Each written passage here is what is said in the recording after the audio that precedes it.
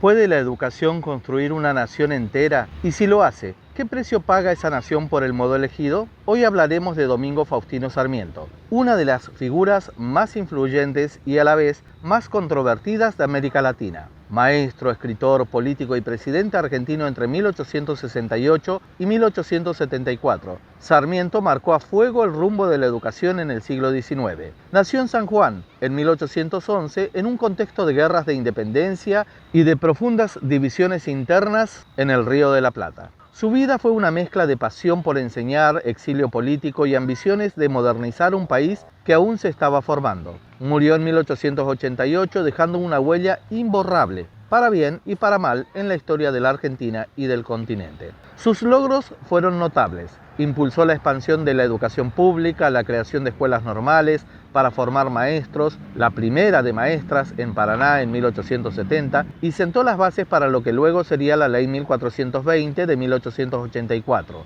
la educación laica, gratuita y obligatoria. Viajó por Europa y Estados Unidos, estudió el sistema de escuelas públicas de Massachusetts, liderado por Horace Mann, y trasplantó esos modelos a suelo argentino. Durante su presidencia también promovió la inmigración europea. Gobernar es poblar con europeos, dijo en su discurso inaugural. La expansión del ferrocarril y las líneas telegráficas fue parte también de su gobierno. Fue además autor de una de las obras más influyentes de la literatura y el pensamiento político argentino, Facundo, o Civilización y Barbarie. En ese libro, Sarmiento construyó la dicotomía que marcaría su pensamiento: la civilización asociada a la ciudad, la escuela, la técnica, frente a la barbarie encarnada en los caudillos, en los gauchos y en los pueblos originarios. Esa dicotomía no fue solo un recurso literario, se convirtió en la base de su proyecto político. Para él, la educación debía ser la herramienta central para civilizar y disciplinar a la sociedad, adoptando como único modelo válido la cultura europea y estadounidense. Sin embargo, detrás de esta apuesta por la educación masiva se esconde una sombra que hoy no puede ni debe ocultarse: su profundo desdén hacia los pueblos indígenas y hacia el mundo rural. En sus textos abundan expresiones que colocan a estas poblaciones en el lugar de un obstáculo para el progreso. Llegó a escribir: el indio es incivilizable, o incluso todo lo que no sea europeo es bárbaro. Su origen humilde no le impidió adoptar un discurso jerárquico y eurocéntrico, que consideraban que solo la imitación de Occidente podía salvar a Argentina del atraso. Y aunque su presidencia terminó en 1874, su ideario siguió vigente. La llamada Campaña del Desierto, entre 1878 y 1885, que buscó eliminar militarmente a los pueblos originarios de la Pampa y la Patagonia, fue coherente con su visión: tierra vacía para ser civilizada, poblada por europeos, cultivada por escuelas. Incluso en su impulso a la educación femenina, las maestras como apóstoles de la civilización, se revela una paradoja: modernizador, sí, pero también patriarcal y autoritario en su idea de quién debía enseñar y qué debía enseñarse.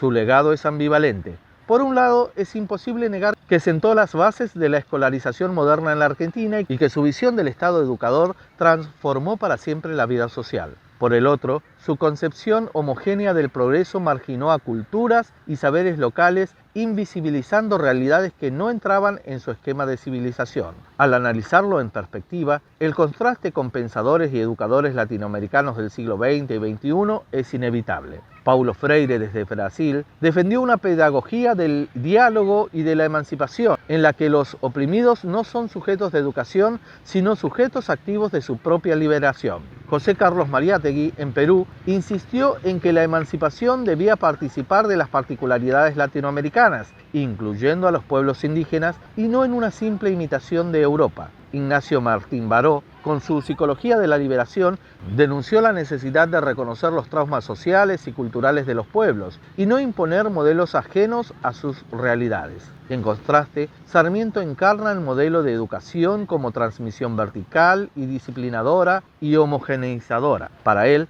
la escuela debía ser el molde que transformara a los argentinos en ciudadanos modernos, incluso si eso significaba borrar parte de sus identidades. No fue el único. En Uruguay, José Pedro Varela aplicó un modelo muy similar con su Ley de Educación Común en 1877. En México, José Vasconcelos impulsó una reforma educativa que, aunque integraba el arte nacional y hasta celebraba la raza cósmica, también buscaba homogeneizar bajo un proyecto único y mesiánico desde el Estado. En Chile y Venezuela, Andrés Bello defendió la lengua castellana como base de la civilización y el progreso. Todos ellos compartieron con Sarmiento la mirada eurocéntrica de que la educación debía modernizar a los pueblos según patrones externos.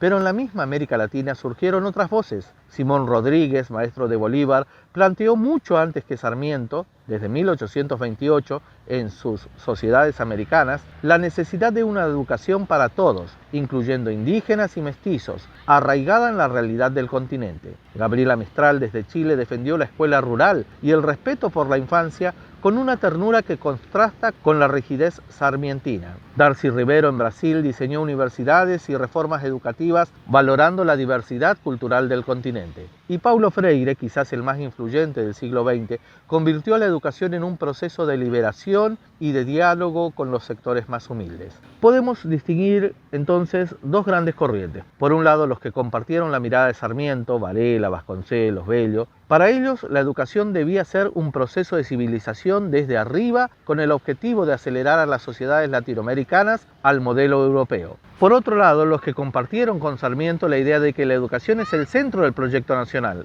pero no su mirada. Lo encontramos a Rodríguez, Mistral, Ribeiro, Freire y Martí. Ellos defendieron una educación desde y para los pueblos, sensible a las particularidades locales y a la diversidad cultural. La historia de la educación en América Latina es en buena medida la historia de ese debate. ¿Enseñar para parecerse a otros o enseñar para ser uno mismo? La evolución muestra un tránsito desde un modelo rígido, vertical y eurocéntrico hacia pedagogías más inclusivas, críticas y comprometidas con la realidad de los pueblos. Sarmiento fue necesario para sentar las bases, pero fueron otros quienes abrieron la puerta a una visión más democrática y plural de la educación. Porque en definitiva, una educación verdaderamente transformadora no puede ser copia de lo ajeno, sino debe ser reflejo de las necesidades, las voces y los pensamientos de nuestras propias comunidades.